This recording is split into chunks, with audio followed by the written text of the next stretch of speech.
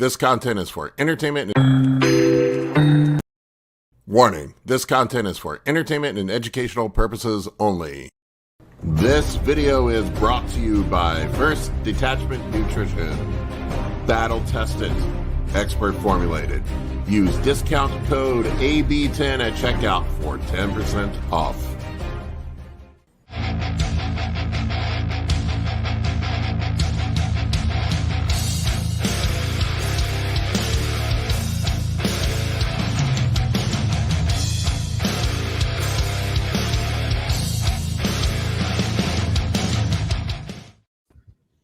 Sorry, I screwed up the intro badly.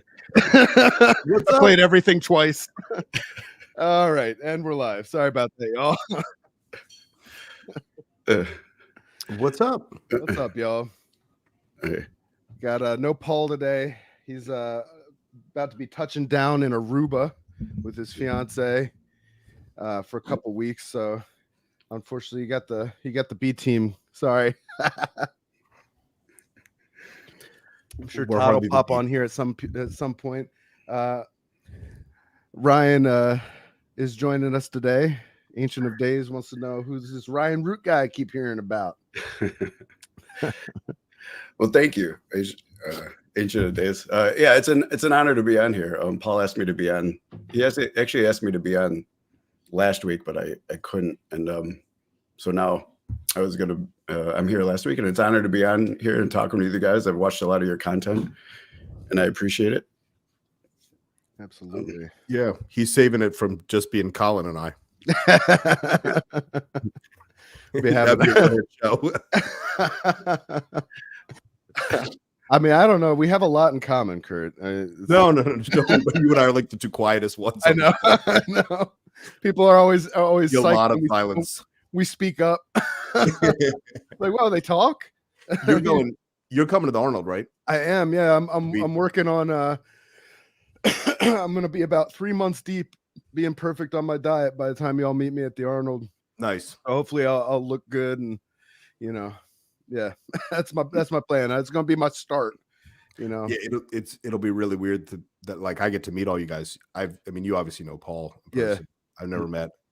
It's when I met like Todd, like we had it's funny, like back in the day, like when Paul and I were just getting started, getting back in the gym. Well, for him, it was getting back in the gym. I had only ever worked out for like a year or two in my life. I was never like Paul in his youth, like just about got on stage, and then took that 10-year, 12-year break. But when we were starting to get back into the gym, Paul discovered Todd's videos that are now no longer on YouTube, but we started watching Todd and learning from his videos, and then Paul started getting coached by Todd, and then fast forward to now Todd's coming on our program. We've it's like we've known of him and then known him for a while before we finally met him at where was it, Swiss. Yeah, I guess that was the first time we actually met him in person, but because like we had viewed his content for so long, and like he was coaching Paul. He actually coached me for like 2 months, but I bowed out. He was asking for like too much information, like I couldn't keep up. But yeah, it was basically like it's not going to be weird. I think when we meet each other at the Arnold, it's going to be like, I already know you. It's just right. a different setting. It is just Well, so I guess people know about Ryan. So if people are wondering who Ryan is, do you want me to say a little bit about you, or you want to? Sure. Yeah. So Ryan was the largest. Right, I can say all this stuff, right? You've done your done my time. Yeah. Ryan was the largest domestic steroid manufacturer or reseller, probably both to some degree, in the United States history. At least that's gone to prison for it. At least convicted. Let's just say convicted. Because I don't know. I don't know if there's anyone bigger. Not that I'm aware of, but yeah, right. So at least they're convicted. Ryan started with reselling British Dragon when it first went under, and then started his own brand, and then unfortunately was nailed for all of our sins. Yeah, at this time, and he's a great guy, and I think he's got a really interesting story too, because he understands a lot of the stuff that, like, he understands a lot of stuff that most guys don't see. And I think he's also partly responsible for why people are into this scene now. But like people like me have a job. Wildly entertaining story too. When I was watching, first I watched your video with Paul, then I watched your video with Kurt, and both times I'm thinking like, man, we gotta get this guy in touch with someone who makes like documentaries over at Netflix or something. Like if they optioned your story, I guarantee you someone would pick it up over there. Like I know Mark Bell's brother does documentaries for Netflix, and I'm almost almost wondering if somehow we can finagle that idea into his head. Inception.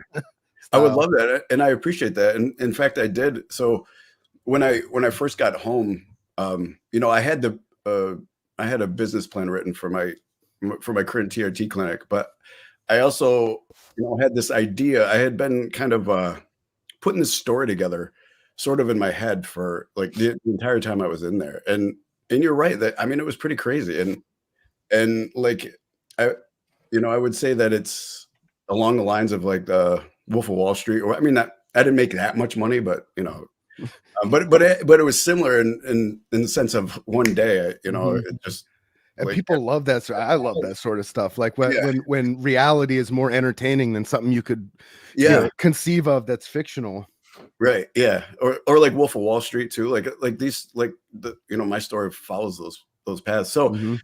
In the beginning, I didn't know what to do, so I just decided that I wanted to embrace this, right? And I wanted to embrace it in terms of, you know, come to terms with, you know, what I did, and I did help a lot of people. However, I did do something illegal. I knew it was illegal, and so I am accountable for those actions, right? So, you know, just kind of coming to terms with all of that, and so I just wanted to embrace it, and so I started getting my story out there, and somebody.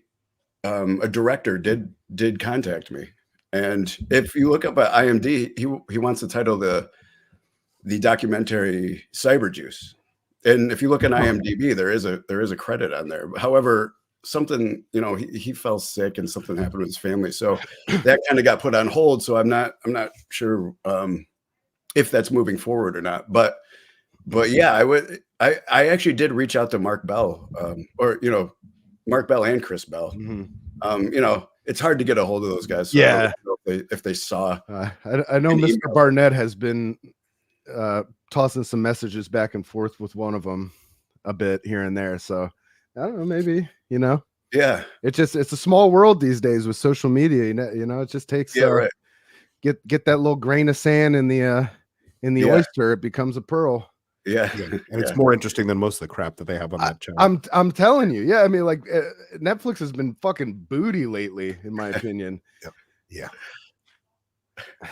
Thank you, Seth. This is I'm such a dork. This is from the Maryland Renaissance Festival.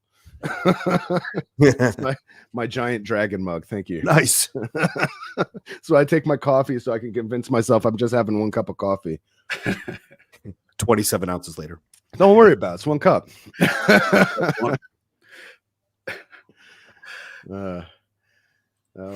Robert's going to be at the Arnold this year. That's cool, man. Can't wait to meet you. It's going to be very cool. It's going to be a lot of fun. There's so many activities set up. I didn't realize like how much there is there. I guess like every year they add more stuff. Like I knew that they had, you know, like the bodybuilding and the strongman stuff, but Paul was telling me that they've got like there's like MMA and grappling and stuff now too. CrossFit, like strongman, powerlifting. Yeah, I'll be in powerlifting. Yeah, it's gonna be. I'm gonna be spoiled for choice. That's what I even watch. What's your favorite? I really, in terms of the physique competitions, I like bodybuilding and classic quite a bit. I find the classic physiques very aesthetic, as I'm sure a lot of people do. Yeah. But now that I know that there's MMA and grappling, I'm definitely gonna be checking that out. I'll probably know a lot of the guys that are doing that stuff. I have a lot of friends in that community.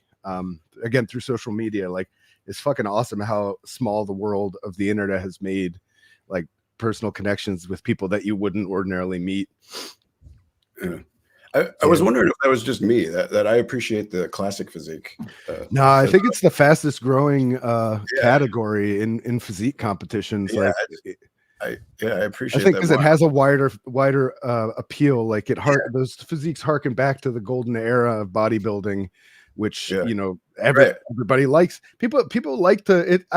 What I like about it is what everybody likes about it. How you and anybody can be a critic, right? You don't have to ever have body built. You don't ever have had to follow a crazy diet, worked your ass off in the gym, and live the lifestyle to achieve that body, to understand all that goes into building it. You know, you one look at somebody like that and you're like, wow, like you really put the work in, and like that's the result, and it's impressive.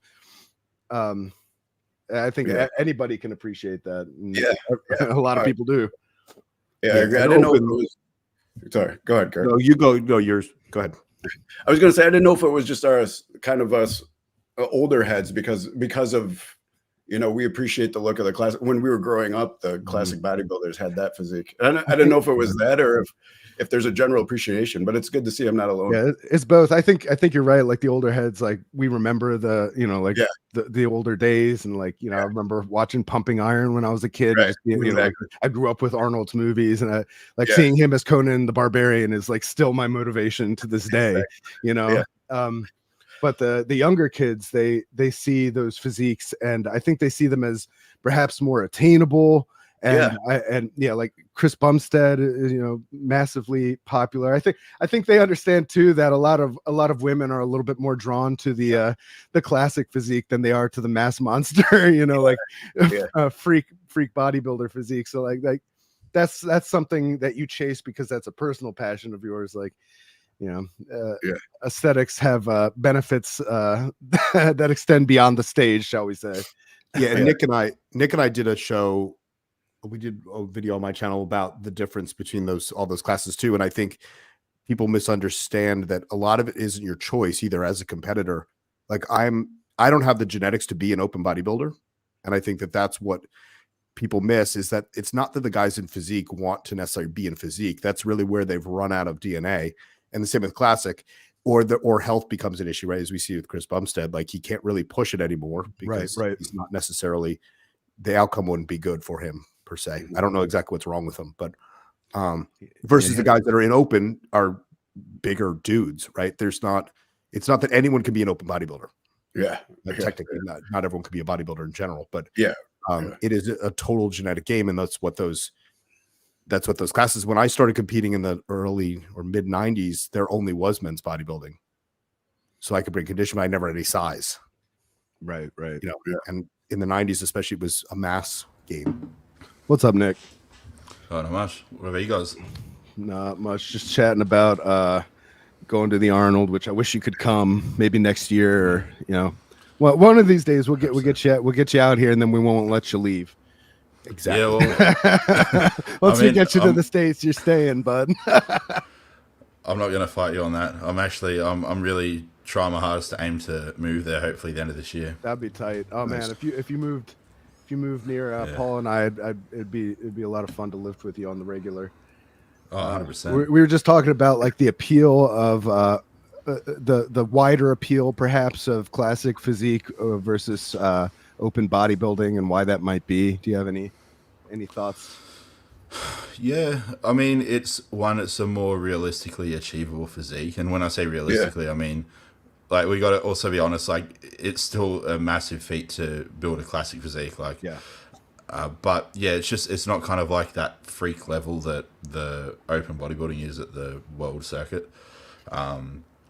Aside from that, I mean, I think probably the people who compete in classic physique are a little bit more relatable to the everyday person.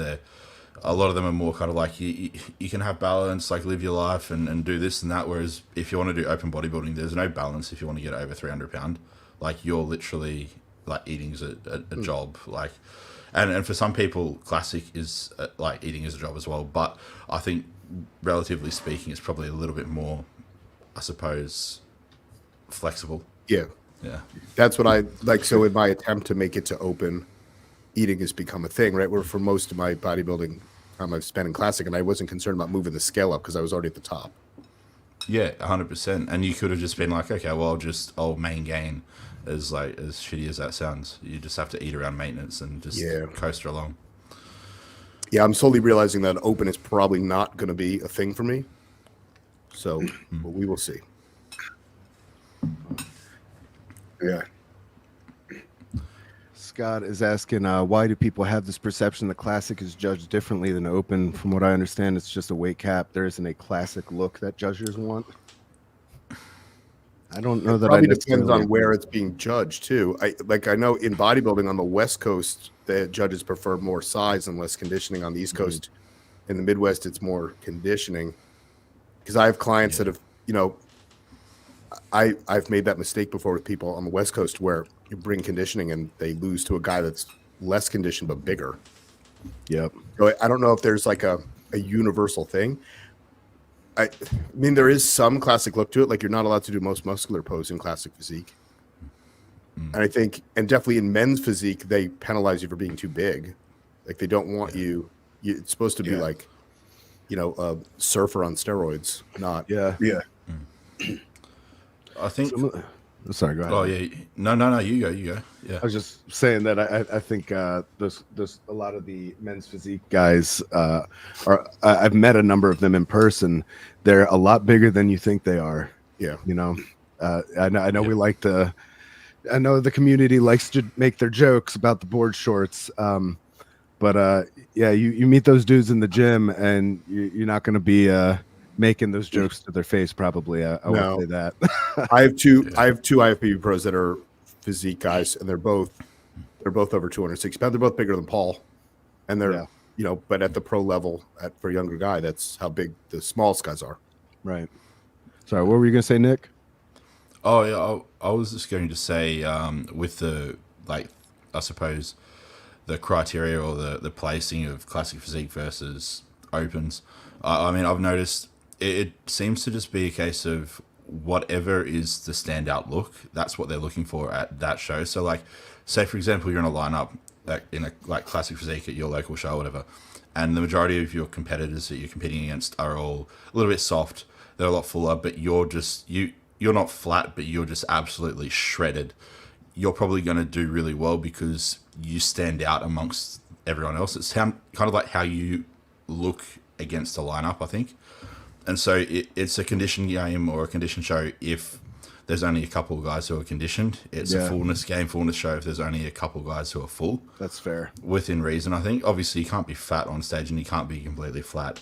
So there's I think there's upper and lower limits to it, but I think that's a factor that comes into play because I've seen that firsthand. I mean, I've seen people go to a show and come in full as a house, place well, but then they're told to come back shredded, and they come back shredded next time. They say you just don't look classic. You need to be fuller, and so it's like, which one is it? It's like you can't just keep going back and forth. Yeah, I kind of like it's. I don't know if it would damage the sport to truly codify with specific criteria and very specific verbiage what they're looking for in each one of these competitions, open and classic and men's physique, what have you, because it does seem to be wildly subjective at times. It's totally subjective. That's why it's not a sport, right? In a race, there's a clear winner and there's everyone else. Right. It's an opinion. And I think posing to your presentation matters more than almost anything. I've come in better than guys in shows, and I've posed horribly and I've lost. Well, I mean, what we could make the argument that I think in Paul's last show, perhaps his sheer size worked against him a bit because he did stand out amongst the crowd, and so I feel like the judges were expecting a little bit more from him than they were from some of the other competitors, and then I think he lost it on his rear double bicep pose. He knows he could pose better than he did versus the guy who won. He just didn't show what he had as well as he could have. You can have the best physique in the world, but if you can't show it to be the best physique in the world, then it's not. That's why so many people were like, I can't believe you didn't win. Even the guy who beat him was like, I can't believe I won. Because he looked like you. If you just looked at him, I was judging him, amongst everybody else there all day long. And I was like, I'd be surprised if he doesn't win. I knew he was going to place high, but I really thought he was going to win. That's good sportsmanship though. When your competitor who beats you says, "I don't know why I won." That dude, like, you couldn't be angry at that dude. He was the nicest guy. Had his family there with him. They came up. Yeah, well, first, like, he hugged Paul immediately. He was like, "I can't believe I beat you. I can't believe, like, I thought you were gonna beat me for sure." And then afterwards, we're hanging out in like the main area, and he comes up with his family, and just like shaking Paul's hand again, like just telling him, how great he looks and how close it was, and then he's a big fan of Paul's, and he's watched all his content, and he based his entire prep. Didn't have a coach. He based his entire prep off of Paul's videos on what to do, like, yeah. Couldn't be a nicer guy. Right. Yeah. Brandon, Paul is flying to Aruba with his fiance. They should be touching down here in like the next hour or two. So he's not going to be here today. I just text Todd. Yeah, I should text Todd. Wake that boy up. Yeah, Take the tinfoil off the. Oh, he needs a windows. link. He just messaged us. He needs a link. Oh, needs a link. Okay, all right. It's in. I know. No one knows how to scroll up. Oh, How someone often sending you it to me. text Yeah? people? Okay. You ever text people things and it's like right above where they're looking? Like, dude, use your thumb. Scroll Yes. up. Yeah. Oh, I guess I'm somewhat to blame for that with my copious memes that I share in the in the group thread. All right, I'm copying it and pasting it for him. All right, there you go. Todd, if you're watching, the link is in the group chat. Please join us.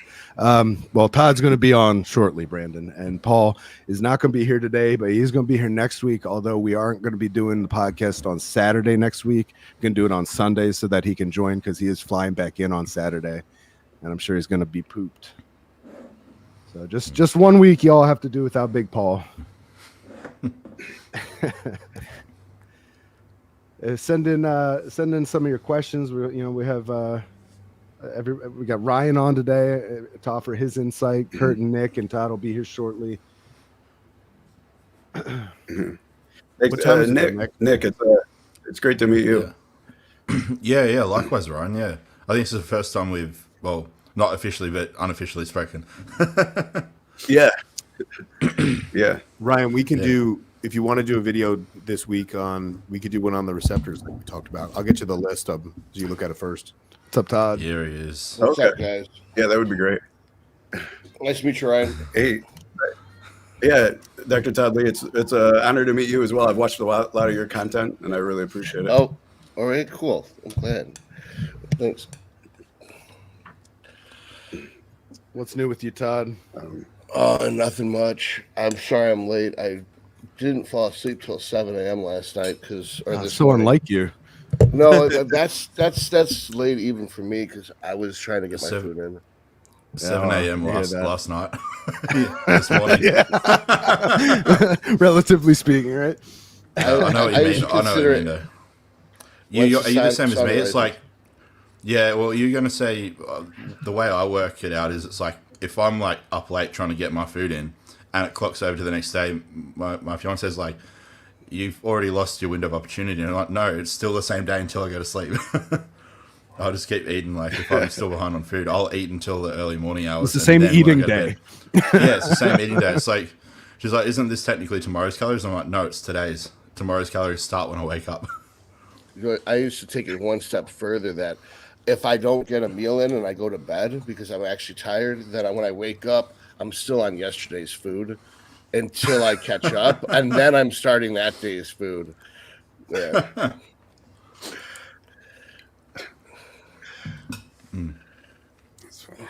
I gotta ask your opinion, guys. I got a lymphatic massage today. What are your thoughts on them? Never had a lymphatic massage. Me neither. I always saw them as like woo-woo stuff, but I thought to myself, you know what? I'll get one and I'll give it a go because obviously, just with all the antibiotics I've been on the last few months, I think my lymphatic system's just been a bit shot. That and the infection and stuff. I just figured I'll get a massage, see if it helps kind of. Yeah, I mean, I guess move, if you're, move some fluid around. I mean, I'm not going to speak over the two doctors that we have on the panel, but I would imagine if you're healthy and you're moving around, your lymphatic system is doing its job, you wouldn't necessarily need something like that. But I guess in your position, it does potentially make sense. I've actually not heard of it before. Yeah, well, that was my thought too. But like, yeah, I was a big skeptic of it. I thought, you know what? That's a good question. I'm actually going to look it up because What is I'm it not supposed too to do? sure. Like, what is it? How is it supposed to? Yeah. Yeah. So I would like to know like massage. the Can you It's share basically- the reasoning behind the it. screen? Todd, Basically, you know about here we go. You know, like using bounding for it, right? So lymphatic drainage massage, also known as manual lymphatic drainage, it's a gentle form of massage used to relieve painful swelling in limbs. Yeah, they That's call those hookers extremely here. useless. Like Yeah, people it's like with lipidemia get them a lot because obviously people with lipidemia don't have a lymphatic system that can kind of like function on itself. It's like Kamala Harris wrote that description. It's like massaging is when you massage the person and it feels Yeah. good. And a lymphatic massage is when you move the lymphatics with the massage. It's like, thanks, Yeah. Einstein. How the fuck does it work? You know, like why? Yeah, exactly. Well, then Yo, you that's what I don't understand, and that's why I've never gotten one before. All right, here we go. I'm looking to see if it explains how it works. it drains your wallet. Slowly. Yeah, exactly. Yeah, it's kind of like it sounds like a big scam. The more I kind of read on it, but yeah, I thought I'd just get one out of curiosity. Even if like it's something that I'm very skeptical of, I like to at least do something once just to kind of challenge my biases, and then I'll keep looking into it and I'll be like, yeah, that's shit, and I can say it's shit now because I've actually done it. Yeah. Whereas like if you say something shit and someone says, have you ever had I one? know. It's like, well, no. It's like, but if you say you've had one and you've looked into it, yeah. Is that like sex with a man? Is you can't say you're not gay until you've tried it, and then once you try it, you realize I really hate this. I guess I'm really not gay. I saw And a other funny people, stand-up bit recently on the subject. He was like, there's this dude, this Asian dude, talking about how his friend said like he put a dick in his mouth recently, and he's like, but I determined that I'm not gay as a result. And his friend was like talking like, well, I'm a student of statistics. He's like, and that sample size is too small. He's like, you gotta get those numbers up. Then come back to you like that conclusion, doesn't hold water. Yeah, I guess the whole n equals 1, right? Like a single person is never a big enough sample size. It's a good point. Yeah, how do you know? well, you don't like that dick in your mouth. You don't like all the dicks in your mouth. I used that with other orifices and other people before. I was like, well, you don't know that you won't like this dick in that location. You've never had it there before. Oh god. Fuck. Dave and Jackie. Oh man, and of course Jackie's watching. Now I feel bad. It was like, after what I just said. There's a lady present. Hey, Nick, look up rebounding. Yeah. Rebounding? Okay. Yeah, for lymph drainage. I don't know much about it, but I know it's used. I think it's just jumping on a trampoline. What? Yeah. All right, let's It's a real thing. I didn't invent it. well, there's like YouTube videos on it too. This is I didn't invent it. There's a lot of How to information. rebound? Yeah, 11 reasons to jump for your health and fitness. Rebounding circulates more oxygen to the tissues, and where there is oxygen, there cannot be disease. What the fuck? All you gotta do is crash a 6-year-old wow. birthday party and go in their bouncy house. No one will think you're a Re- pedophile, re- I promise. Yeah, this one, guys. Rebounding provides an increased G-force. For those of you who don't know, they put in brackets gravitational load, which strengthens the musculoskeletal systems. This is a messed up website. I'm going to stop reading this. This is too much. Oh man, I thought G-force is the amount of pressure you apply to the G-spot. My bad. Oh my god, a fool in their money is soon separated. Easily or their head, depending There's on a if- sucker born every day for this. Oh, you got sort of louder. shit. Are you guys hearing me okay? Is there a delay? Yeah, I hear you, man.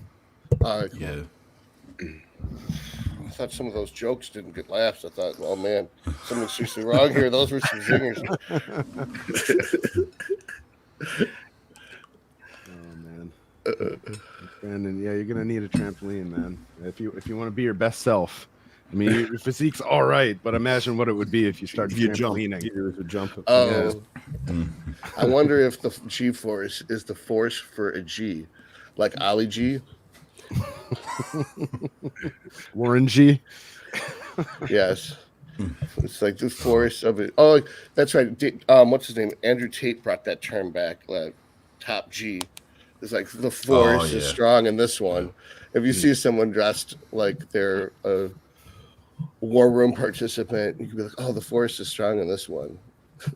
Man, I haven't. The douche is strong in this one. the douche is strong. The way those fucking dudes, that's man, the come code. on, dude. That's the code. It looked like a Armani Exchange caricature of a human being. Like, come on, they're all trying too hard. I'm sorry, dude. I once saw this. I once knew this woman who she had this expression that was so funny. If she saw some dude that looked like just super badly dressed, like just horribly, like dressed worse than me. I don't know if anyone could do that, but if they're dressed worse than me, she'd walk up to him and she'd be like, "Hey, buddy, save some pussy for the rest of us." it's pretty good. Well, you only have to wait 1 week. Al Jazz. Okay. Wow. Sorry to disappoint you with the free content that we're trying to provide here. Well, goodness gracious. We all miss so yeah. So I checked out this Blue-Eyed Samurai on Netflix. Have you seen I heard that was Colin? good. No, I haven't yet. A few people have told me that it's good. It's really good. It's really. Is that a good. movie or a series? It's a series that's short. It's like 8 episodes that are an hour long. So if you have nothing to do for 6 hours, then knock that out. It's really good. I mean, it's woke as fuck, but it's still good. I'm desensitized to wokeness at this point. It's like they straight up call people milk devils in the movie. It's like it's basically Japanese call people gaijin. You know what that means? Foreign devil. That's what that translates to. It's so funny. It's basically about it's accurate. This person who is half white, half Japanese, and has blue eyes. I don't know how that works, and that they're basically treated like a demon and called demon by everyone because they have blue eyes. And her quest to find and kill every other white person on the island of Japan. And it's like, it's so over the top because you could not extrapolate that to any other ethnicity and do it in reverse. But it's still really good, even though it's so insanely racist. Yeah, it is rare for a Japanese person to have blue eyes, but it is possible, especially in the north, which was like the last holdout of the native population of Japan, the Ainu people. They were closer to Caucasian than they were. Mm-hmm. Yeah, and so some of them had gray and blue eyes, and some of those genetic traits have made their way down through the generations. I wonder how that works, because most of Siberia was Mongolian more than it was Caucasian, and there's nothing in Inuit.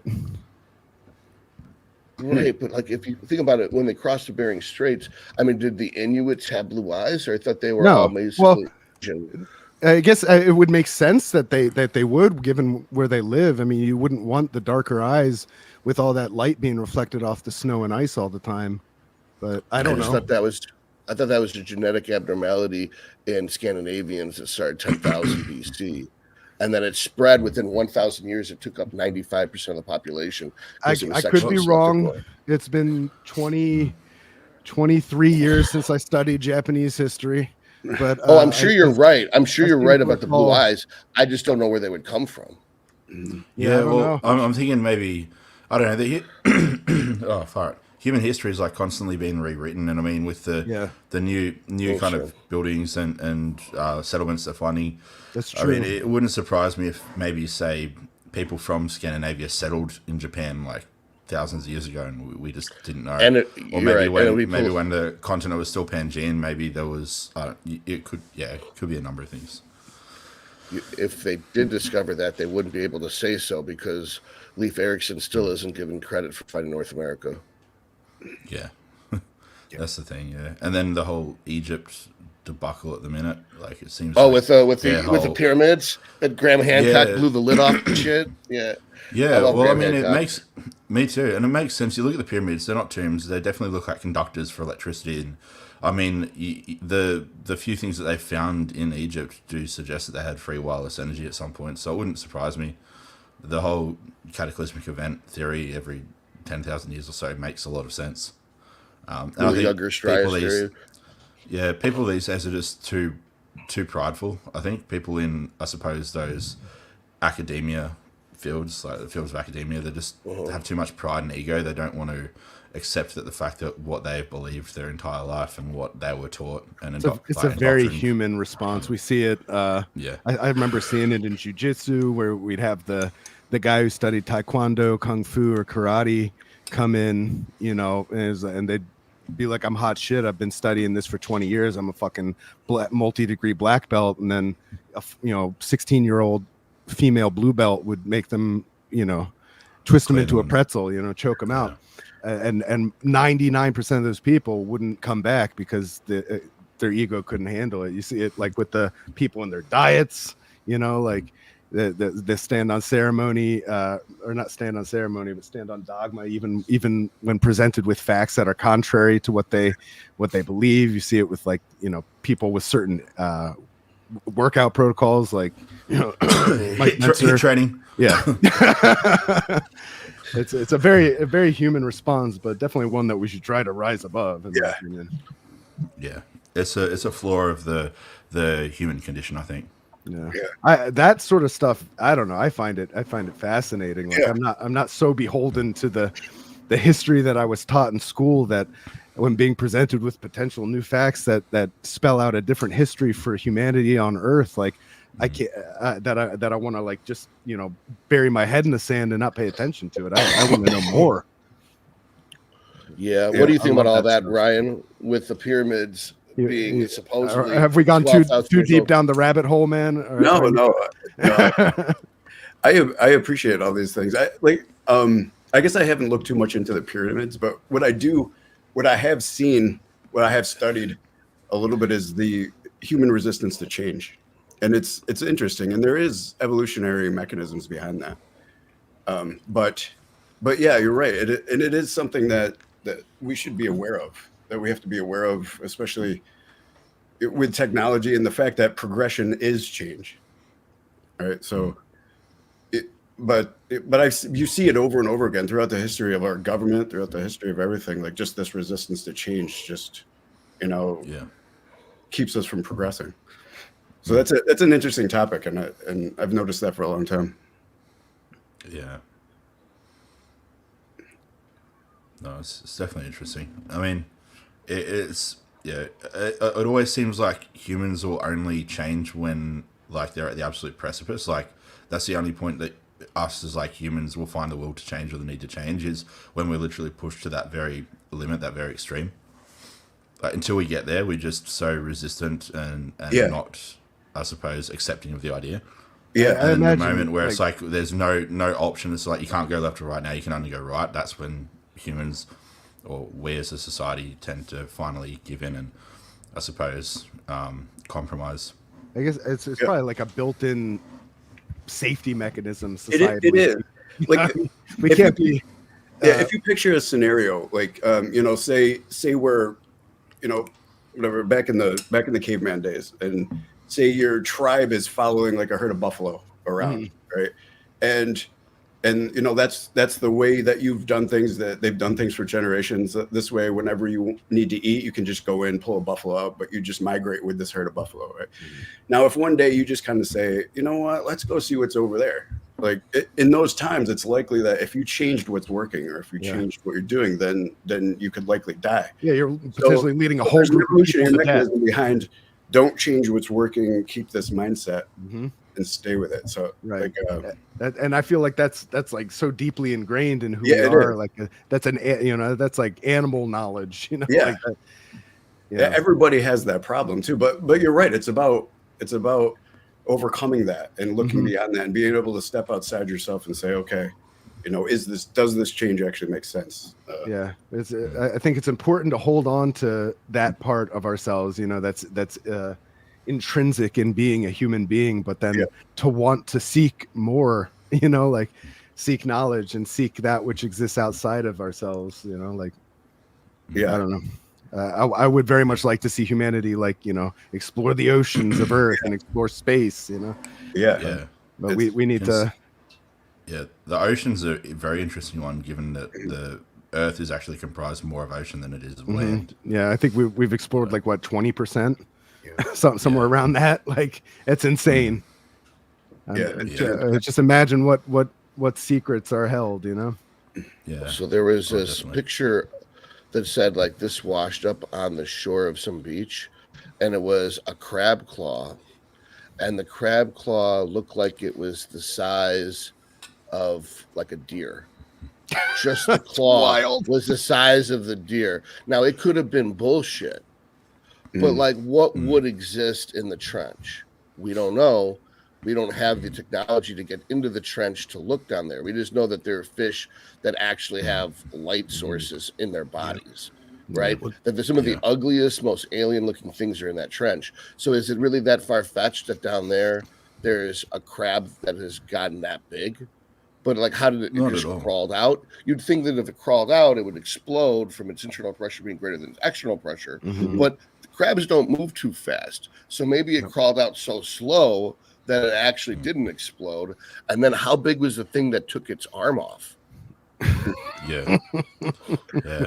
And then also, I mean, it doesn't seem like a far stretch to believe that there's actually sea creatures that big down in the depths of the ocean, because, I mean, you think about prehistoric times when we had dinosaurs and stuff. Yeah. A lot of them got wiped out because they're on the surface of the earth. Like the surface of the earth got singed. But if you're, say, like 20,000 feet deep underwater, like maybe the water heated up a little bit, but it doesn't mean you would have boiled alive. Maybe these creatures somehow survived.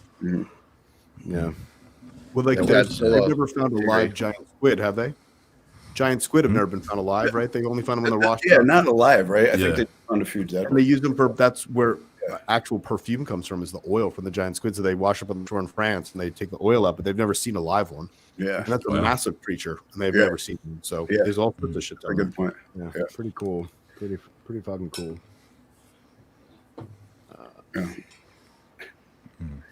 Blue collar bodybuilding. Jackie and Dave, I have a question for you, Todd. What show are you competing in this year? You mentioned the Detroit Pro, but we're not sure if that lines up with your pro. No, it doesn't.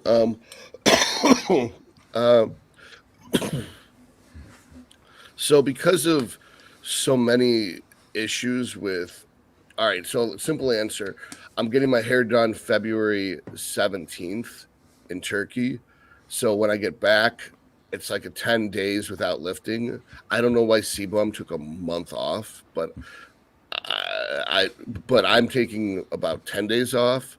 And then I was going to try to spend at least 1 month getting back what I lost by taking 10 days off, so that I go into the actual prep at full size and all that, rather than taking 10 days off and then starting prep at a deficit already. And then that means I'd be starting my prep April 1st.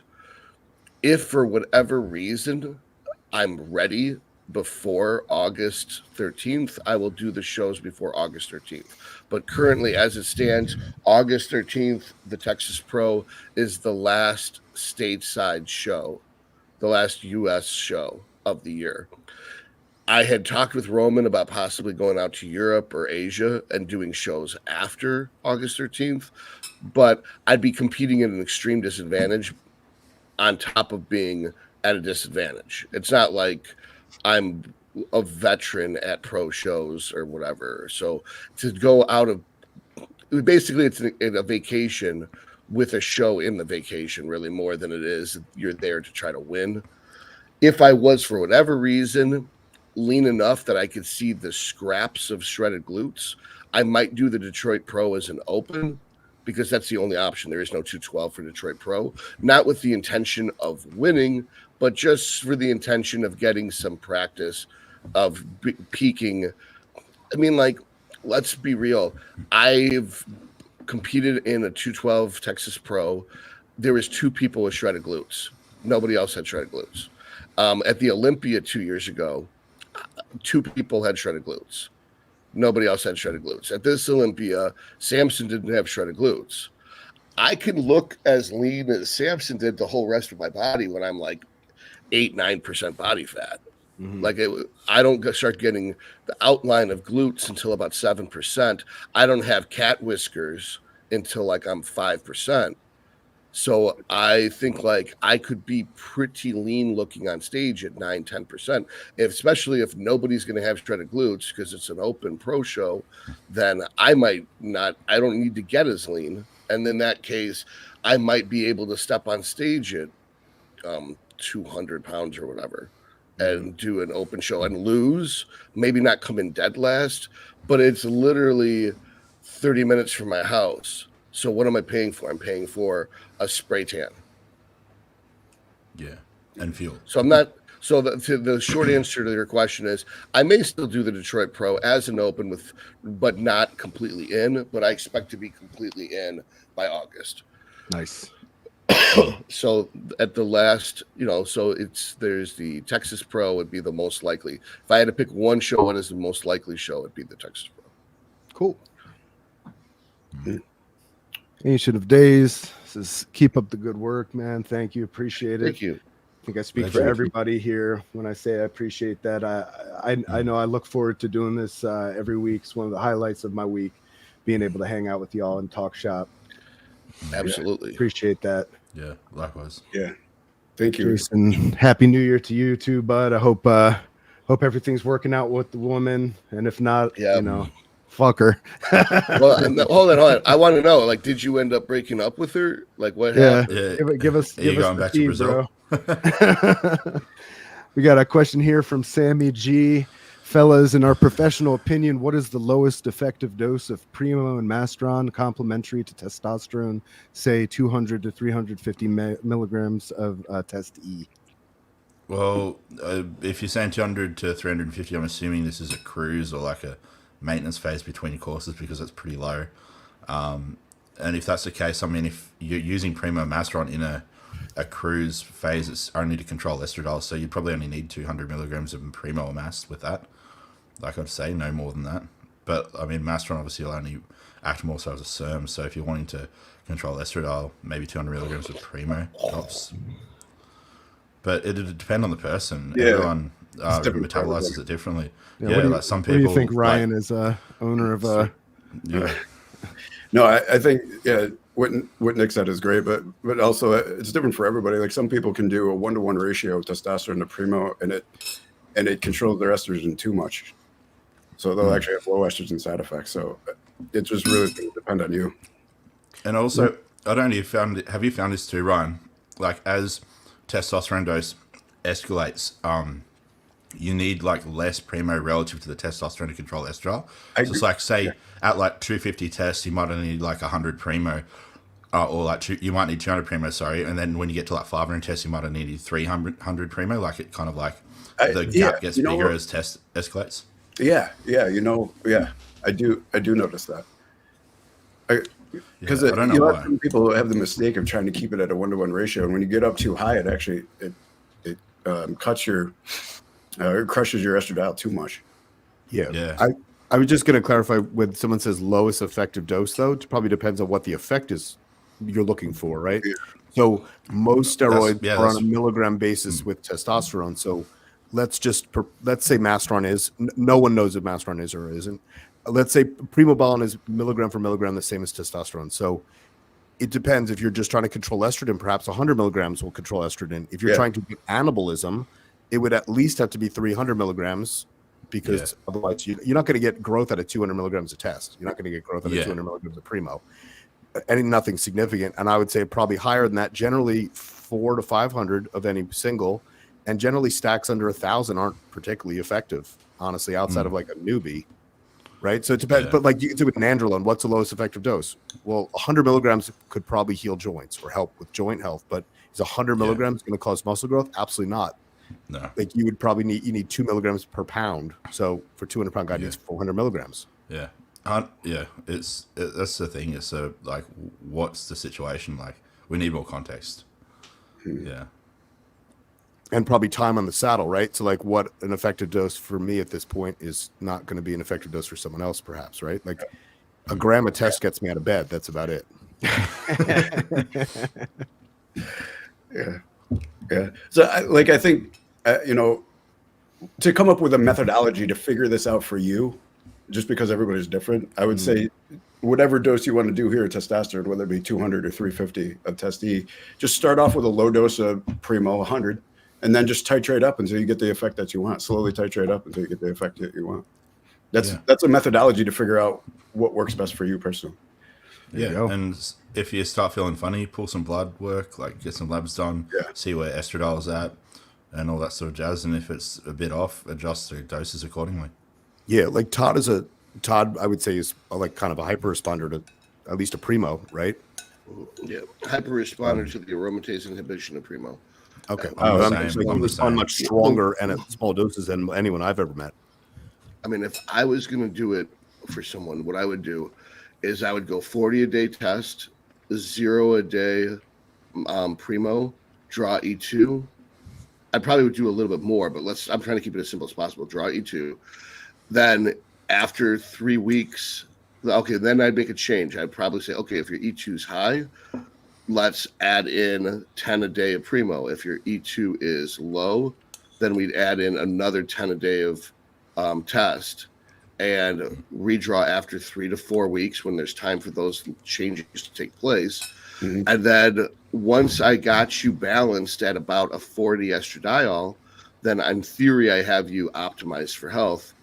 If we were going to be trying to track down how to optimize GH, that's a different story. I'd be drawing IGF-1 also.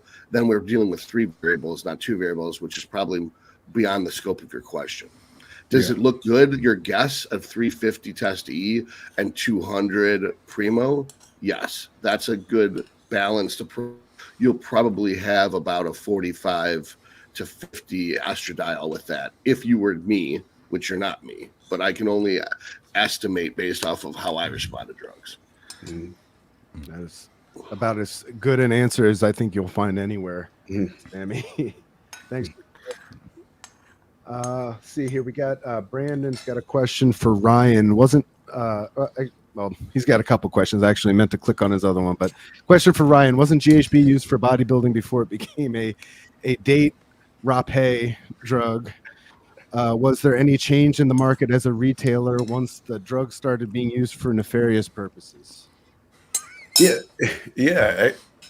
It was used for bodybuilding. I don't know if it was used for bodybuilding more as an excuse to be able to use GHB. It has recreational use as well, right? Like there was some science behind the idea of using GHB. Now whether that actually pans out, I never really experimented with it personally. I knew some guys who just took it for recreation. So it almost seemed to me like it was more of a the bodybuilders would use it as an excuse to be able to use GHB for recreation. I think it was like an early growth hormone secretagogue kind of thing, whether that actually works or not. I don't know. Right. Yeah. And I it induced sleep, I think, right? Yeah. That's what Josh is saying. Says the greatest sleep. Oh, yeah. Okay, sometimes you sleep a little too hard and you wake up in the hospital, though. And it doesn't surprise me that it does work pretty well for some people. What we learned is that the difference between medication and a poison is just the dosage, right? So, or the difference between a medication and a date rape drug is just dosage, right? Well, lots of drugs will vary on their use based on the dosage. You have doxepin is an antidepressant at a bigger dose, and it's a sleep aid at a low dose. Yeah, right. Yeah. So GHB is a sleep aid at one dose and a date rape drug at a higher dose. It doesn't do shit for growth hormone at any dose. Yeah, right. I don't. Right. Well, the question I actually meant to click on from Brandon. Sorry. He said he's had his armpit lymph nodes removed 3 weeks ago. Incision site is healing slowly, packing the wound daily to stop lymphatic drainage. Would BPC or TB500 help my armpit hole close up faster? I think so. Yeah. Yeah. Yep. Why were the lymph nodes removed? Yeah. Because that's his the more doctor's interesting incompetent. question. Yeah. He was said saying he said his earlier. doctor was incompetent. His surgeon did it when he didn't need to, and another Okay. doctor I said just- I anybody didn't would see have that done the part. job. Sorry. Yeah. Yeah. Oh, yeah. No, that's so good. I just Yeah. if it's like cancerous, I don't want to say use. Yeah. Oh yeah. Just shoot a bunch of IGF-1. No. Yeah, you never know, right? Let's see what grows. Yeah. That's funny. Okay. Let's see here. Got What- a question. you know- go ahead. So what would you guys think about in the situation where he's talking about if you used Anavar as well for collagen synthesis? Do you think that would Yeah. help that heal up at all, or what is your Low dose?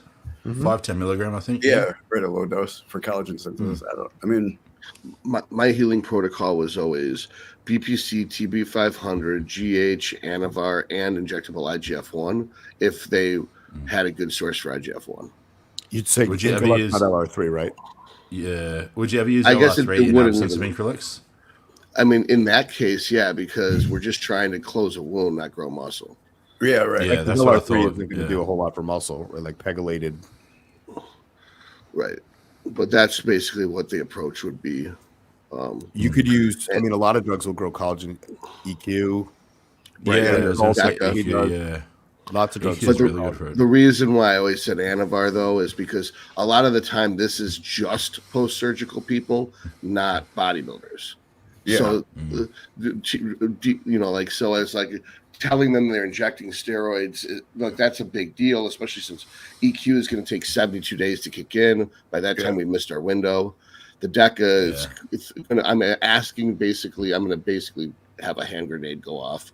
I'm going to have to deal with some type of side effect with DECA, whereas Anavar is about as clean as it can get. Yeah, Certainly yeah. for an oral. Yeah. Yeah, that makes sense to me. Plus, it's FDA approved for post-surgical healing. It was, and so that way I can be like, for once we're using something on label. So fuck. Yeah. Kind of an important follow up from Brandon here. Do I inject the BPC So- and TB500 in my armpit as close as I can get? Never pinned my pits before. Basically, BPC try is supposed to be. try do like a border of multiple injections around the incision or the surgical site. So kind of like almost like a if you're like, say if it was like a circular incision or hole or something, or like whatever it was that they did, like say they went in with keyhole surgery, you do like a circle around the keyhole surgery location. But if it's a like strip or something, kind of do like an elongated oval around it, probably. You just want to make sure you don't get it in the lymph system. Yeah. Otherwise, that'll be a bit fucked. Well, it just makes the glands, the nodes will swell up pretty You bad. might be okay because that got Yeah. removed, right? Well, I Yeah, don't know. Did they oh, remove them all? They might not. I don't know how many they removed. There's a bunch. Yeah, of them. did they remove all of them or just one, Brandon? I think that's the point, though, right? Is you take all of them. They Well, probably it take a depends. sentinel Sometimes node. they don't always take all. They take the sentinel node biopsy. Basically, they take out the main node, but not the Yeah. correlated nodes. I'm like, Peripheral yeah, ones, yeah. I mean, it's a small needle. I don't know how deep it's going to get and how much armpit fat he has. Yeah, I was Usually saying when- I just don't want to stick it into a He lymph. doesn't look like he has a lot of armpit fat from his profile Well, picture. One thing I learned is no one looks at their profile picture except for the day of the show. But Fair enough. Fair enough. but I think that when you take the lymph nodes from the armpit, you're going to get massive edema in there. So it's going to be so full of fluid. I don't know if you're going to be worrying about hitting anything because technically you got arteries and the brachial plexus going through that armpit. So normally, in anyone else, I'd say don't inject the armpit. But because I'm expecting there to be lymphedema in that tissue, you're going to have a couple Yeah. inches of just water pooled up in there. So you said they took out several. Okay. Mm-hmm. Yeah, well, you're probably not at risk of hitting a lymph node then if you inject, but still be careful because, like Todd said, there's still other vital things. I should probably take this moment to say that none of this is medical advice. Yeah. Yeah, Just friends this is helping for friends. Yeah. entertainment purposes only. Entertainment There is- purposes only. There was the warning title card, right?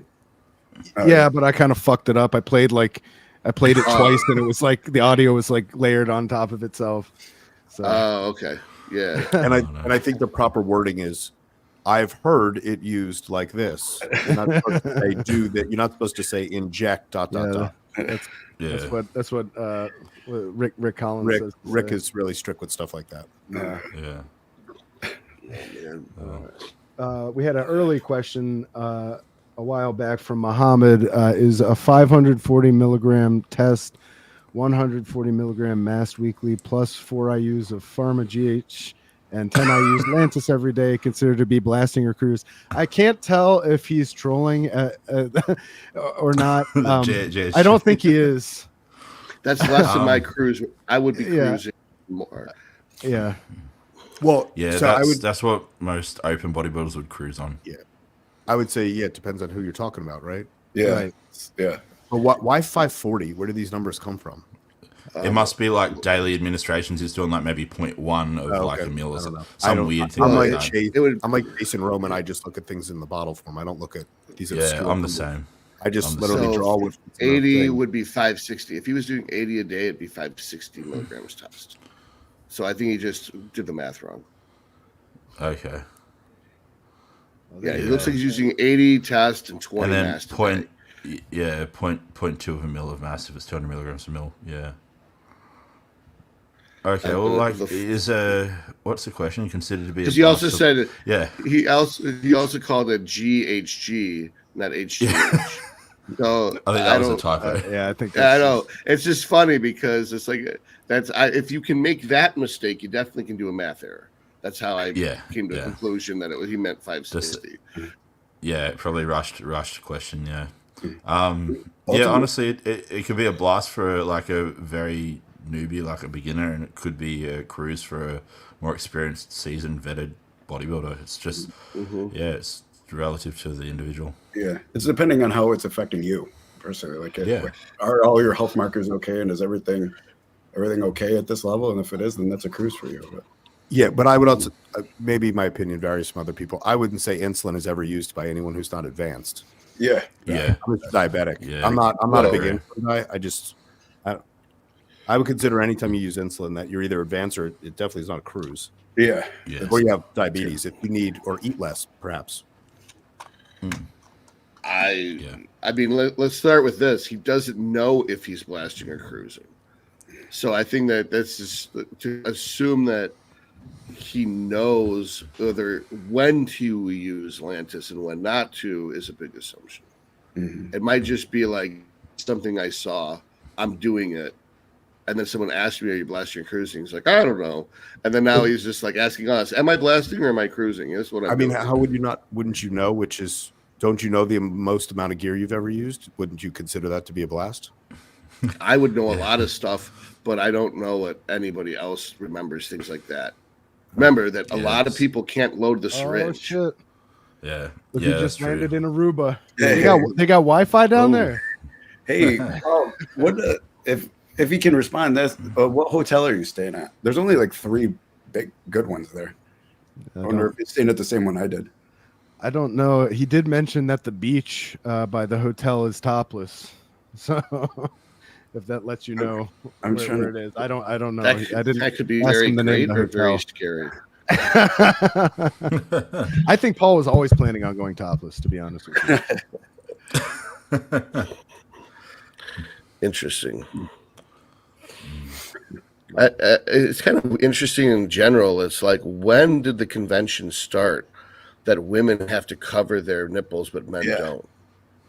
When's that? What's that from? Yeah, that is a good question. I would say,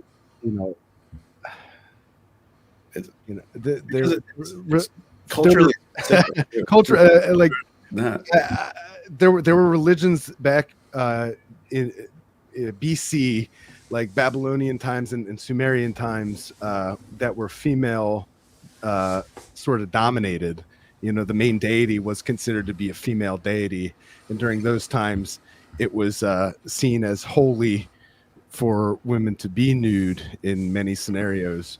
And throughout the years, as different religions across the world took hold, that dynamic shifted to one of a more male dominated, and around that time, I imagine, is when the idea of like shame was introduced with that exposure. So- and Yeah. That makes sense. Speaking of forks, if like let me understand this. So men got in control, and then the solution was to cover boobs up.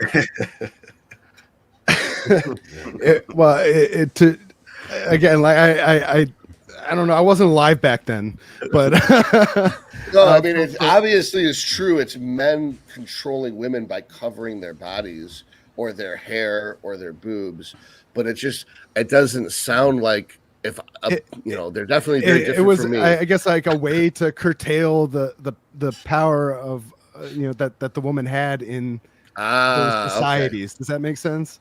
Yeah, that women's sexual power is Right. something men are powerless to resist. That men are helpless in by staring into a pair of boobs. You're basically helpless, I and think so to that- take I away think women's I think that's power, likely, they yes. cover them up.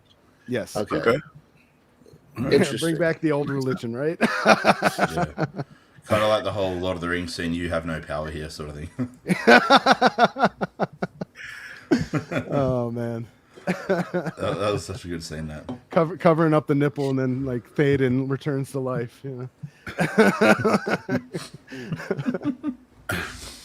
Oh boy. Yeah, the power of the nipple. All right. Off topic.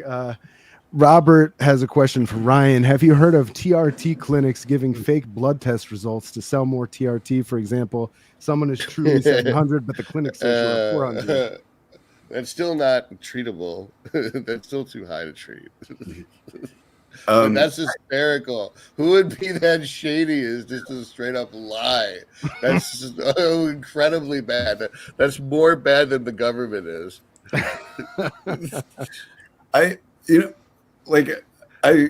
This question brings up some other things too. But for this, no, I haven't heard this, and kind of like what Dr. Todd Lee's saying, I don't there would be no reason for a clinic to do something like that and put itself in that kind of potential to suffer consequences, right? There's plenty of people who need TRT. You don't need to do things like that. But it also brings to mind like a lot of people tend to think, like especially in the forums, they tend to think in some of these forums you get these low dose evangelists who really believe 200 is like 200 milligrams per week is a cycle, right? And that the only reason physicians are prescribing this much, or TRT clinics are prescribing this much, is because they want to make more money somehow. I don't, and like none of this is true, right? It's like, the way clinics, the self-pay ones, it can work a little differently, but kind of technically you just charge a fee for the service. It's not like you're upcharging each medication, right? So whether you get 100 milligrams per week of testosterone or 200 or 250, the fee is the same.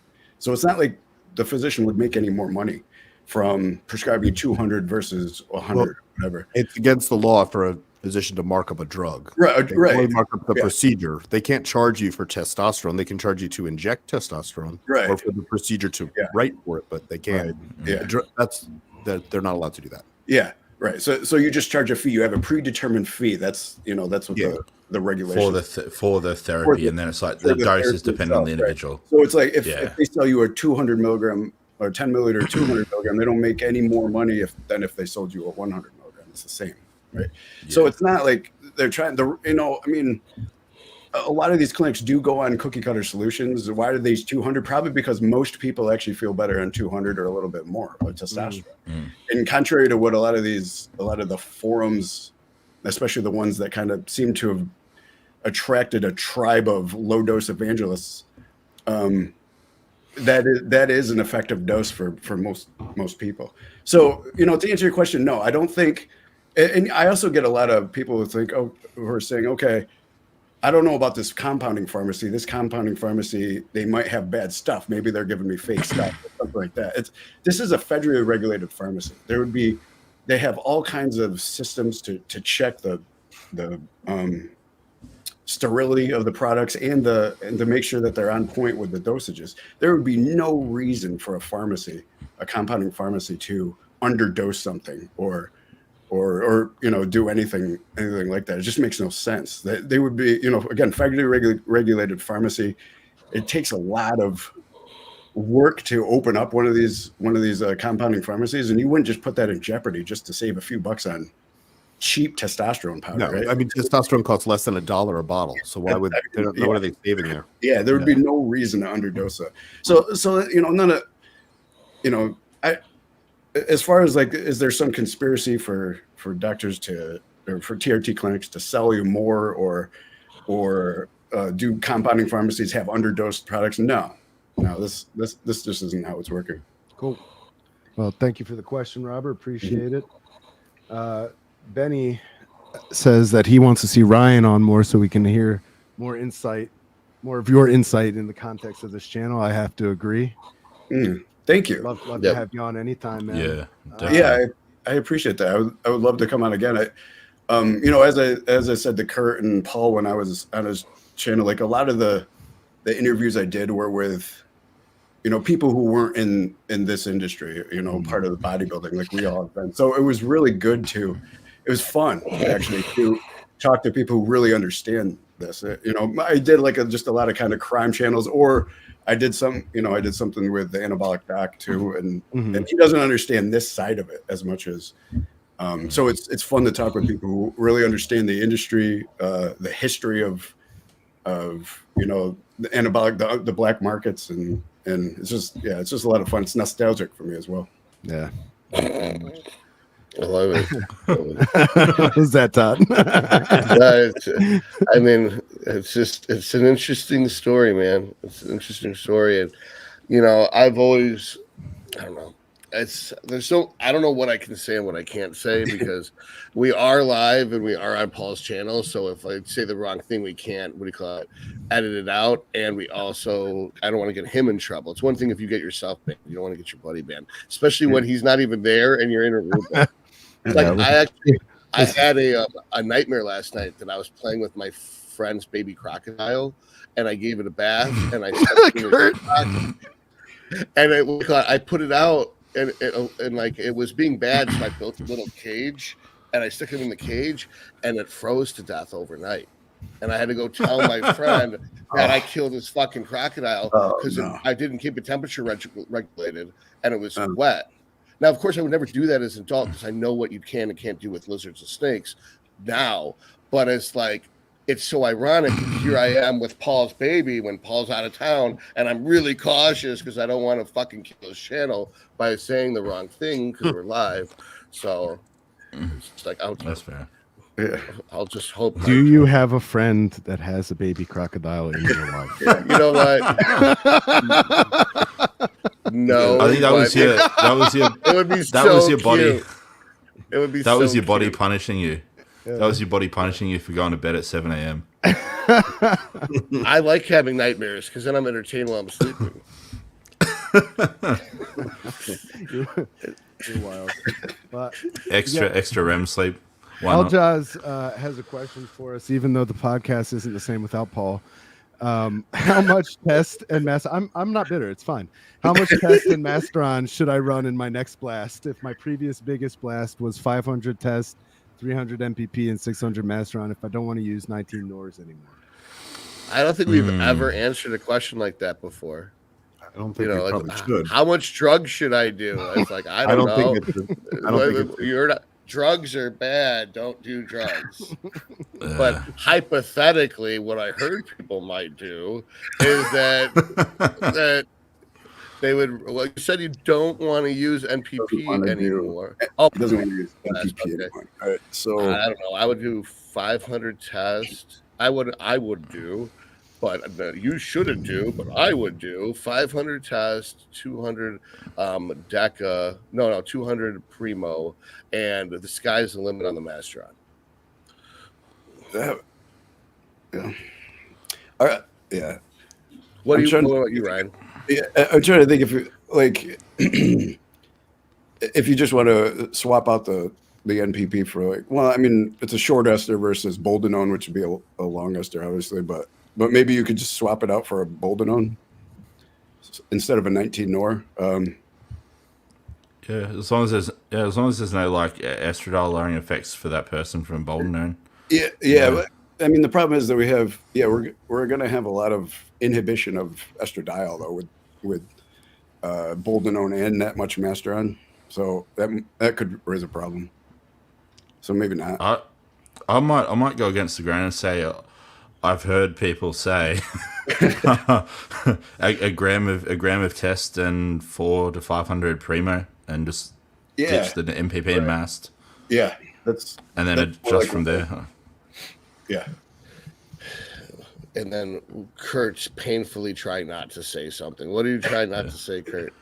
I'm not going to touch that on a public forum. The point I'm trying to say is, I mean, I've heard that you don't need to run 3 compounds in the off season, it's like this idea of like you need to have 3 different things in the mix at the same time. I get the idea. People are like, you want to push the progestogenic pathway and blah blah blah. It's like, well, what is the progestogenic keep it simple pathway? Does that? It's some bullshit that. What is that? I think it's like I remember hearing the world's leading PED expert going about it. I didn't look into it much. But nandrolone doesn't bind to progesterone receptors. It binds to the androgen receptor. So exactly, it doesn't make sense. That is such a good picture. See? Hey, Sirens. The correct answer is a vial of test and a vial of Primo a week. Just keep it simple. Thanks, Chase. Yeah. Now the question, Chase, is that a cruise or is that a blast? Yeah. And how much insulin you use in it? I hope you're using 100 units. Yeah, exactly. Hello from Russia. Merry Christmas. Okay. Hello, Merry Christmas. Happy New Year. Merry Christmas. Merry Christmas. I need to learn that alphabet, man, because I think once you learn Cyrillic, then Russian's pretty much simple like German. Yeah. It's probably very similar to Greek. I mean, it's simple compared to, because we were speaking a Germanic language, English. It's like there's a lot of overlap between ours, just like Spanish has a lot of overlap. Yeah. Because it's a history lesson. I think in 1066, when the Normans conquered England, they had langue d'oil, which was high-class French. And at the time, the Anglo-Saxons were speaking Old English, really Old English, not what we think is Old English. And then within 100 years, the two languages had fused. And that's what Middle English, what we think of as Old English, was the fusion of langue d'oil and Anglo-Saxon. And Anglo-Saxon is a Germanic language, and langue d'oil was a Latin-based language. And that's why in English it's so confusing to learn, because we have both a suffix and prefix-based root of Latin, and we have an ordinate root of Germanic. So we've got 2 proto languages with syntax of 2 different things. That's why some of our some of our words are relatively phonetic, and some of our words are fucking retarded. Like subtle has a B in it, and then there's consonants in some words, and that's why I'm a bad speller. Is when I try to do the words that had French origins, I can't guess. It makes no sense to me. Why does this have 2 vowels? Why does this have 2 consonants? And it's based off, you have to know the etiology of each word to know how it's supposed to be spelled. Whereas in Germanic language, it's like it's very consistent. Kind of like Spanish is also consistent. Language is fucked. Math is so much better. Japanese is a lot easier to speak than it is to read. Oh, yes, big time, read I and write. I used to speak 3 fluent alphabets. Japanese. Oh, did you? Wow. Yeah, I studied it for like 8 years. Holy shit. And I studied it for 2. It's sad. It's sad though. Like, stop speaking it and looking at it for a year, and you just lose the ability to speak. I know, can't. I remember like little phrases every now and then, but I lived there for a month, and that really ingrained it in. Like living there for a bit and speaking it on the daily. But yeah, I mean, I can say occasional phrases. That's it now. Yeah, I can like ask somebody like where in Japan they're from, and then they'll answer me. I have no idea what they've said. You know? Yeah, you're just like, So, did you watch anime with subtitles instead of dubbed? That should probably bring it back. I don't know. That's that's only part of it for me, at least. I need to speak it back conversationally. Oh, you don't just talk listening. shit to the TV while you watch TV. Oh, When I no, watch I don't Norcos, I don't really talk. drink anymore, so no. When I watch like Norcos and stuff, or Narcos, not Norcos, Narcos, or other Spanish shows that have English subtitles, I mean, I'll like watch half the season and it'll start coming back to me, and then I'll start talking shit in Spanish. You guys hear about there's some anime like Funimation, I think is the company that makes the anime, and they have been paying these American translators, professional translators, to translate their Japanese anime to American dub, and they were ladies, and they were editorializing the dialogue from the anime, like making it with like a feminist bent where it wasn't one in the original Japanese, and like it pissed off some American anime fans, and like they brought light to it, and now they're like all getting fired and replaced by AI translators now as a result. It's like, well done, good job. That's Couldn't have just translated it literally. Had to get your licks in, and now you don't have a fucking job. Well done. Well, it's so funny. They ruined it for everyone.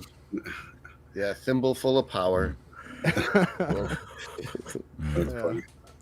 If I got to get a not that I'm gonna host again in the future, it's gonna be Paul, but I got to get a second monitor so I can share stuff. Like I would bring the video up of them talking about like somebody asked them in a public forum. They were on a panel in person, like why, you know, some people are upset about this, like what's up with that, why did you do it, and the response was like I have a vagina, deal with it. Like I was just like, what are you doing, man? Like, I know it's like, you know, like hack to just be like, imagine if the genders were reversed, but imagine if the genders were reversed, you know. And like somebody like rewrote something from Japanese from one language to another, made it incredibly chauvinistic, and then when confronted about it in public said, I have a penis, deal with it. Like how well would that go over? The first thing that they would call for is for it to get cut off. That's how they deal with it. You know, that's why guys don't do that shit, is because there was a solution for a long time, and they set feminism back so much when they do stupid shit like that, and they double down on it. Yeah. I just think it's like an overcorrection. Like I'm all for equality, and I know that like that segment, you know, the female portion of our population has been, you know, kept under the thumb for a long time. I'm not denying that, but there's such a thing as an overcorrection. You know, like you say you want equality, but you're you know, asking for an inch and taking a mile. Like that's an overcorrection, in my opinion. Plus, none of these women were ever oppressed. There's no oppressed millennial. Okay, I'm talking historically. Right, but they're all dead now, except for the boomers, and they're not the feminists. So the only feminists that are around were around after gender equality already existed. They had the right to vote. They have the ability to drive. They are getting paid as much as men, even since the 70s. There's everybody who's whining about it now wasn't even born when there was actual gender oppression. Anyway, let's move on. Sorry, I feel like all the questions are from Brandon today. He's just had a lot of good ones. He's got another one for Ryan. Did you learn about brewing yourself too? He's curious. What's the highest concentration that someone could get Masteron and Anthate up to without it crashing? Never seen it over 200 milligrams per milliliter. Yeah, that's a good question. Yeah, I did brew quite a bit myself. That's a good question. With Ananthe, I always did it at 200. Masteron and Ananthe. I don't know that I tried that one any higher. I tried a lot of other things higher, but I don't think I ever went any higher with Masteron. It was never really that popular until recent years, so that's probably why. Yeah, like never saw a need to kind of. I had it. It was not one of my best sellers, but yeah, you're right. It became more popular as time went on. if I'm not mistaken, up for like until very recently. You used it the last month before a show, Yeah, it was and always no other Propionate. application. Right. And it was Prope, and then there was nobody who wasn't a bodybuilder who would use it. The gym rats and powerlifters. Yeah. Yeah, That's until a few years ago, Mass D was almost always, for most people, counterfeit as Test D. Like, it was just, or Test Prop. Yeah. Yeah. Yeah. So, like, the thought was just kind of like Dr. Todd Lee, like you were saying, the thought was that, I mean, because it was more expensive, right? More expensive than a lot of the other compounds. So, and it was mildly anabolic. So, you know, a lot of the other mechanisms weren't understood, so it just wasn't used very much. I didn't sell a ton of it. I had it. I had both Masteron and Ente and Masteron Propionate. But Masteron's really cheap now. Is it? It's like a third of the price for a kilo of Primo. Oh, it's okay. like 12K versus 25. Yeah. Okay. Let me check. I had a list up of the per kilo for each thing, the cost of it. Nasty is really weird when you first cook it. It turns jet black until you filter it. Yes. And it Primo looks and like it also destroys filters too. So like if you're filtering a batch, like a lot of time you'll have to change your filter in the middle of it. when it comes to Primo like raw, to my understanding, correct me if I'm wrong, it's not actually like as expensive as people make it out to be. It's more so the actual process of making it is very difficult without it kind of like crashing and so it's more so that you're paying for the potential like reattempts of making the drug as opposed to the actual It's raw both. itself. Is that right? It's twice as expensive as like a Masteron, and then it's very fragile, like you said. So once it starts to smoke, it's junk. But a lot of things do that. Testipinate does that too. If testipinate smokes, it's junk too. So it has to get thrown out. But testipinate's so cheap to make that it doesn't really matter. Where Primo is expensive as a raw, so so if you don't get it right the first it's not. time, then It's not it's not to say that the companies that are manufacturing the raw, it costs them that much more. They're making it, like it doesn't justify to charge double for Primo. It's just a supply demand situation. They know they can charge it. Yeah, like Anavar is considered a cheap pharmaceutical drug. It's just that it's on the black market, it's more expensive, so it gets marked up. But it's not necessarily that Anavar raw is more, Primo raw is not. In the whole scheme of like drugs. Well, it's a supply and demand thing because women think that Anavar is the safest drug. That all the female competitors drive up the cost of Anavar, I think. I never understood that. Hey, Well, it always made more sense to me for a female their first option should be NPP because 19-nor testosterone is an endogenously produced hormone that is higher in concentration in pregnant women. If it was virilizing, pregnant women would not produce more of it because that would fuck up the fetus.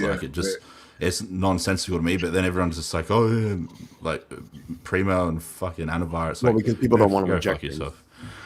I mean, it's a lot to expect a woman to inject steroids. It's not a lot for someone to swallow a pill. Yeah. I know, but it is when it's going to cost them their femininity. It's like if only they knew the real repercussions. So you're telling me that they're willing to swallow, but they can't handle a tiny prick. Got it.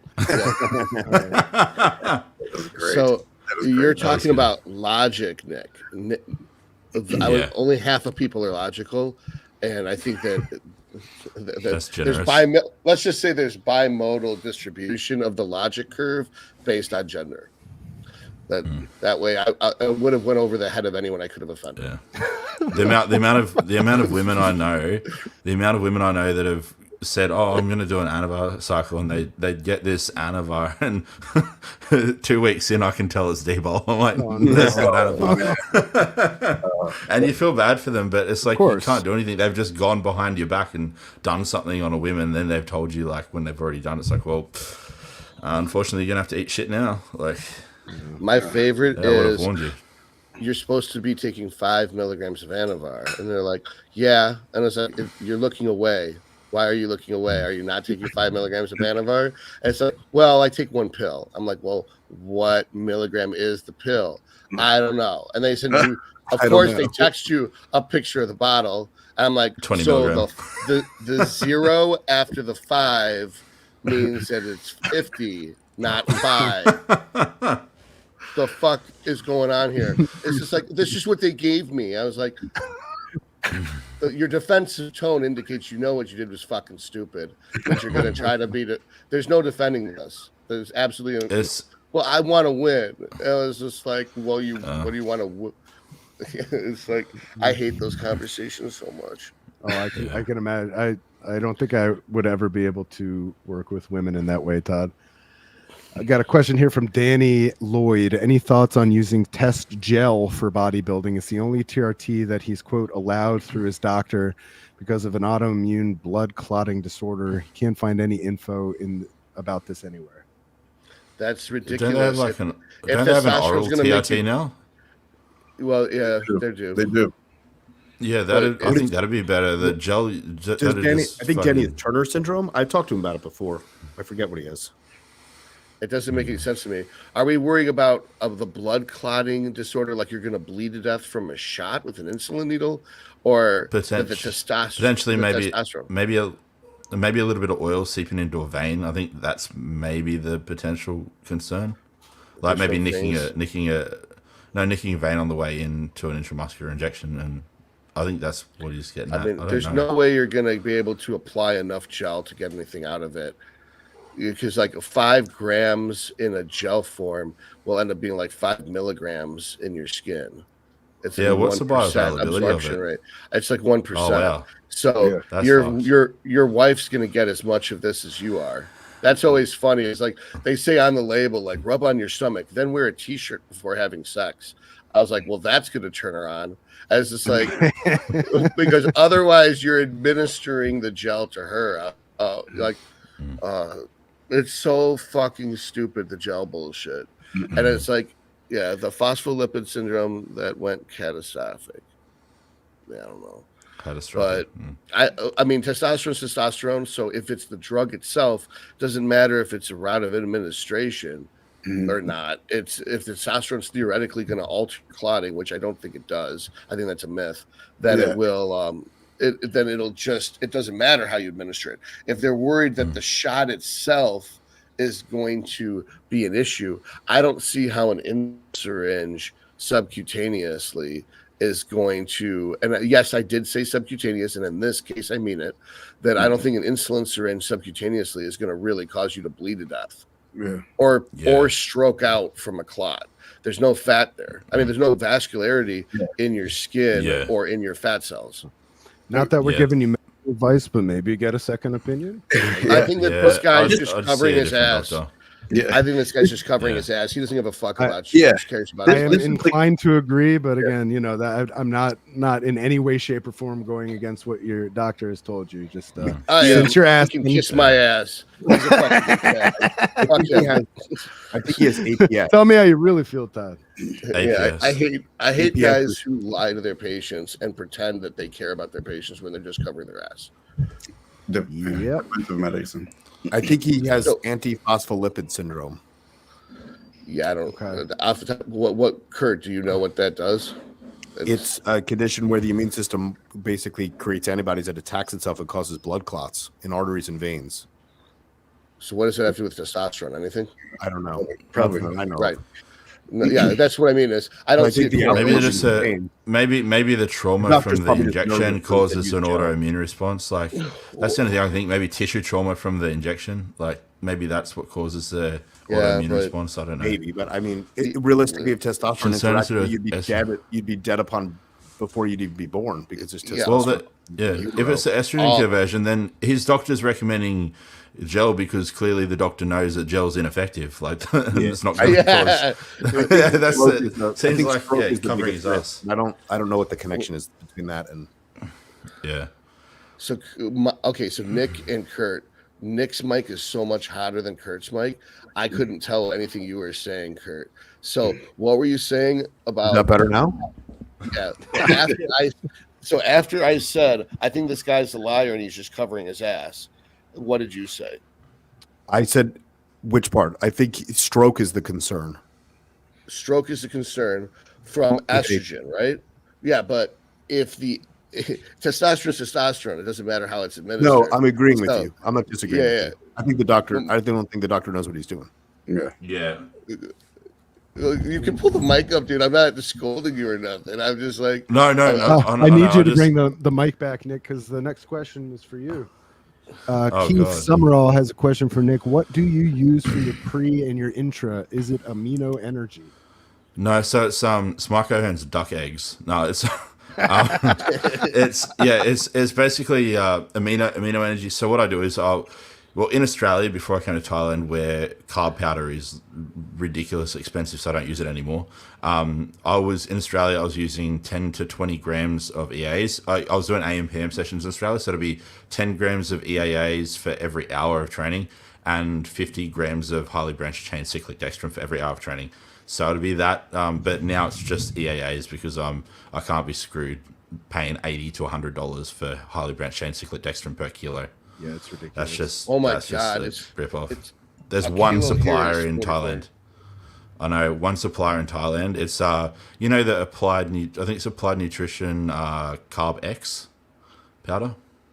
It's the brand's called Applied Nutrition, I think. But yeah, per kilo it's like $80 to $100, and I'm like, no, I'm not paying that. I use Dante's brand. It's $44 for a kilo here.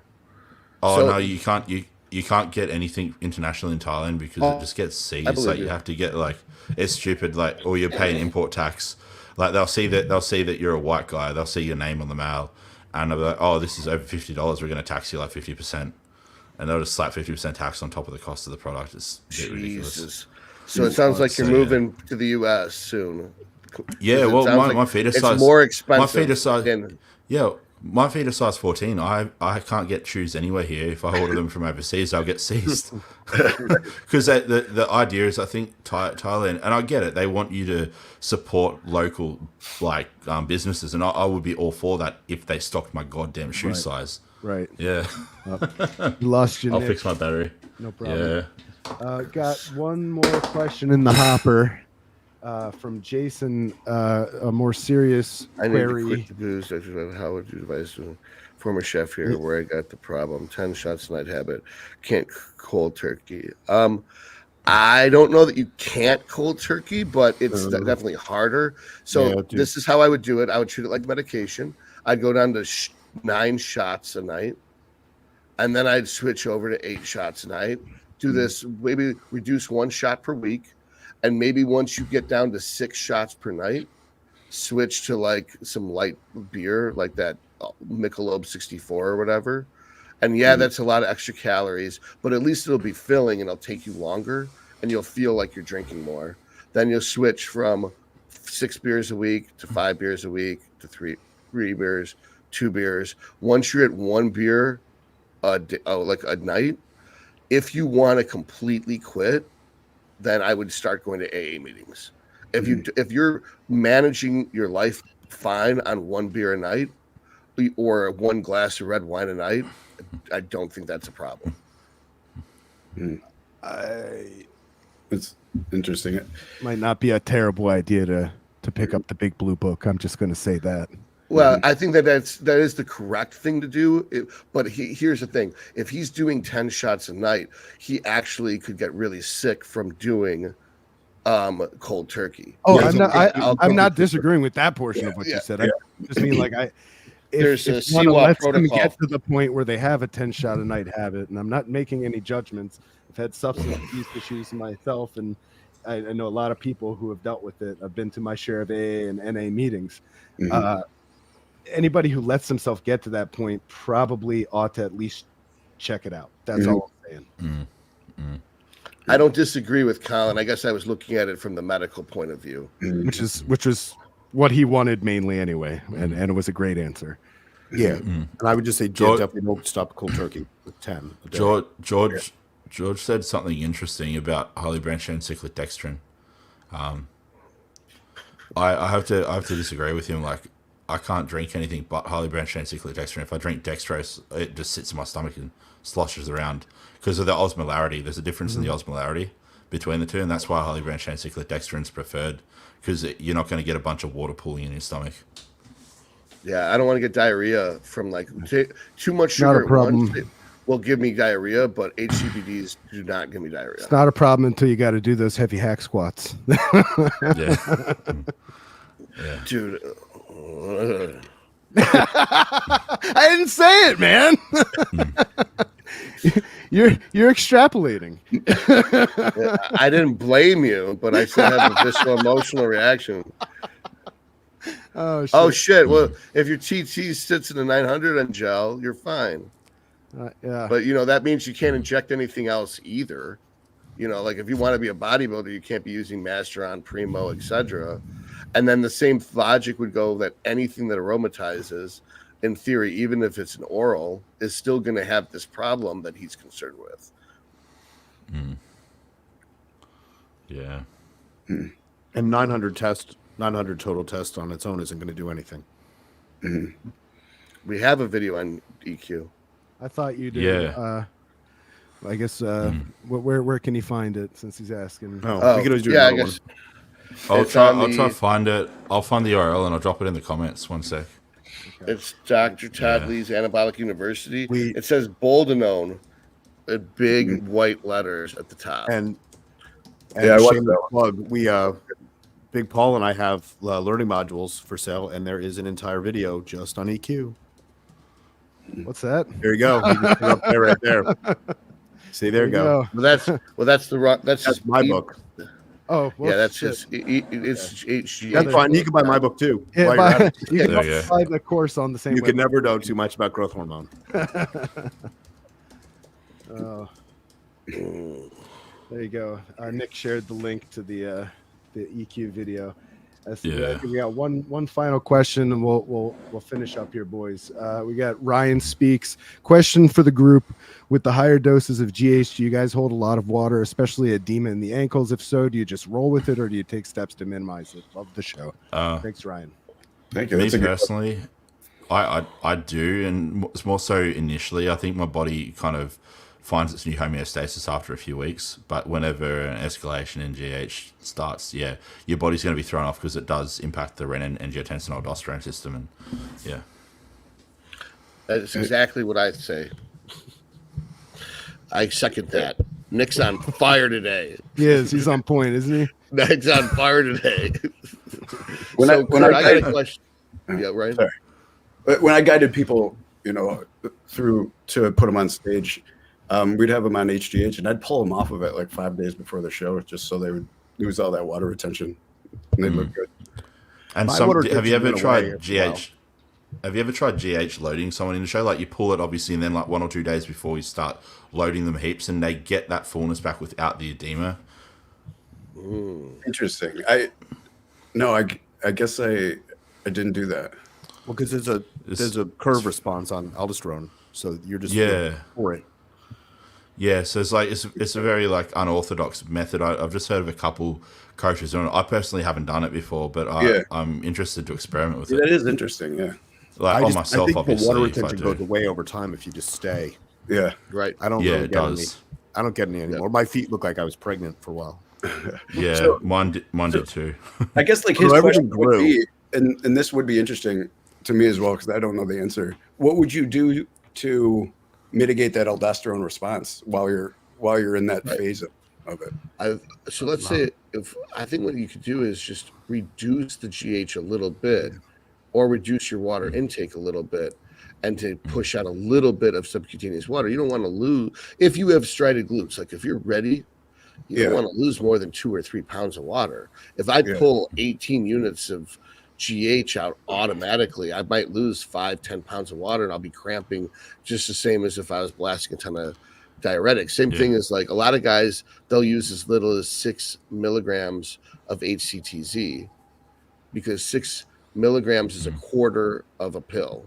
And a lot of people use Diazide. I think Diazide's way too strong, especially they take a capsule, break it in half. You got some powder, you split it with a credit card, you like lick your finger and go like this. I'm like, this is the stupidest administration of drugs I've heard of. It's just like take a line of Diazide, cut it in half, and then cut it in half again and to approximate a quarter.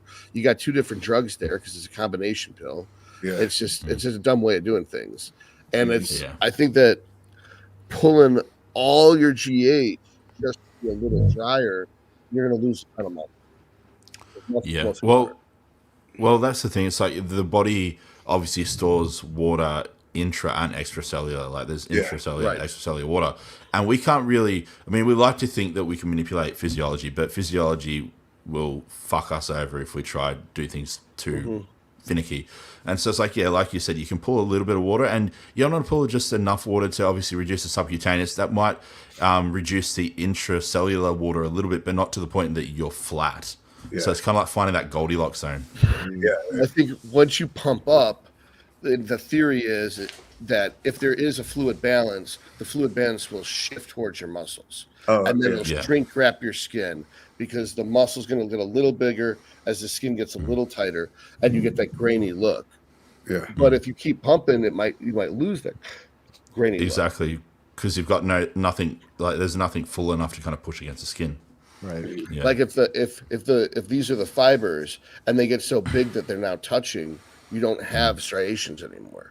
That happens a lot with triceps. It happens with quads. Yeah. 'Cause- Kurt, you were going Well, to I say never something and you considered got cut off. What were you going to say I was about just the curve? I think the water retention just goes away over time. I just think if someone, I wouldn't do harsh GH things right before a show, as I wouldn't do harsh anything before a show. Yeah. I mean, I would bring the GH up, right? You get a side effect, you titrate down 25%, you hold there for a little bit, you titrate back up. I think the only thing I noticed is that when the water retention goes away, everything's bigger. So like my feet grew by 2 inches when the water went away. Everything's bigger. Everything's bigger. Everything. All right. Yeah. I have a question. I have a go question ahead, for Kurt, Tom. actually. So now there's this rumor, and I can corroborate this rumor, that if I use pre-workout, I never met Jennifer insulin- Lopez.